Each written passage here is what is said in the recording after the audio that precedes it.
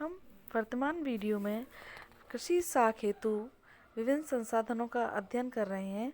इसमें हम आज व्यापारिक बैंकों के योगदान का अध्ययन करेंगे। ये व्यापारिक बैंक अल्पकालीन ऋणों की पूर्ति करते हैं। भारतीय व्यापारिक बैंक कृषि साख में बहुत ही कम रुचि ले रहे थे, पर 1969 में 14 बड़े व्यापारिक बैंकों के राष्ट्रीयकरण होने के बाद कृषि साख में राष्ट्रीयकरण बैंकों का महत्वपूर्ण भूमिका निभाने का उत्तरदायित्व लिया है। 1951 में बैंकों द्वारा जहां कृषि साख में केवल 0.9% भाग की ही पूर्ति होती थी, वहीं 1968 में बैंकों द्वारा कृषि साख में केवल 20 करोड़ रुपए के ऋण दिए गए।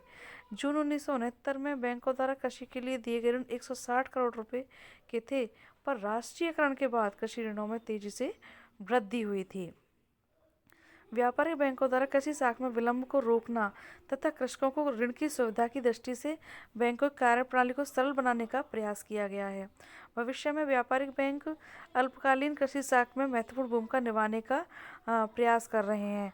ग्रामीण क्षेत्रों में लीड बैंक स्कीम के अंतर्गत नई नई शाखाएं खोली जा रही हैं तथा बैंकिंग सुविधाओं का विस्तार तेजी से किया जा रहा है। 1969 में 14 बड़े बैंकों का राष्ट्रीयकरण होने के बाद कृषि वित्त में व्यापारिक बैंकों की भूमिका बढ़ती हुई नजर आ रही है। इस प्रकार इसके अलावा व्यापारिक बैंकों के अलावा क्षेत्रीय ग्रामीण बैंक भी अपना महत्वपूर्ण योगदान कृषि शाख में देते हैं। ग्रामीण वित्त सुविधाओं के विस्तार हेतु 2 अक्टूबर 1975 में 5 क्षेत्रीय ग्रामीण बैंकों की स्थापना की गई थी। इसके बाद उनकी संख्या और शाखाओं में निरंतरता तेजी से वृद्धि हुई।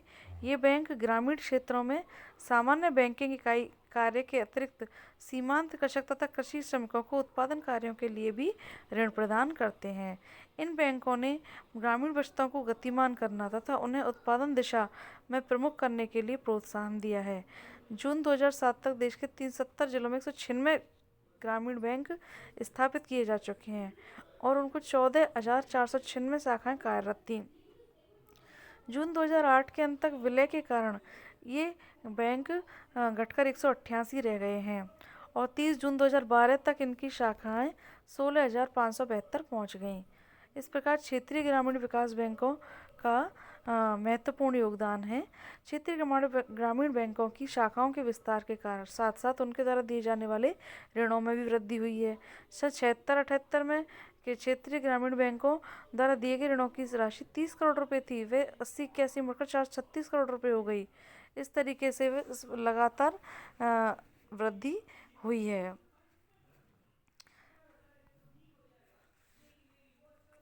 भारत में संस्थागत कृषि साख के वितरण की प्रगति हम इस तालिका से देख सकते हैं। कृषि साख में रिजर्व बैंक ऑफ इंडिया की भूमिका। भारतीय कृषि में रिजर्व बैंक ऑफ इंडिया का भी महत्वपूर्ण योगदान है। स्थापना के समय से ही रिजर्व बैंक में एक अलग कृषि विभाग स्थापित किया गया है, जो कृषि साख समस्याओं के अध्ययन के लिए विशेषज्ञों के दल रखता है, जो केंद्र, राज्य एवं सभी प्रकार के बैंकों को परामर्श देते थे। यह विभाग विभिन्न साख एजेंसियों के समन्वित स्थापित करता था की क्रियाओं में समन्वय स्थापित करता था। रिजर्व बैंक कृषि के लिए प्रत्यक्ष रूप से ऋण नहीं देते हैं, वरन राज्य सहकारी बैंकों के माध्यम से ऋण देते हैं और फिर राज्य सहकारी बैंक, केंद्रीय सहकारी बैंक और प्राथमिक सहकारी साख समितियों के मार्फत किसानों को ऋण देते हैं।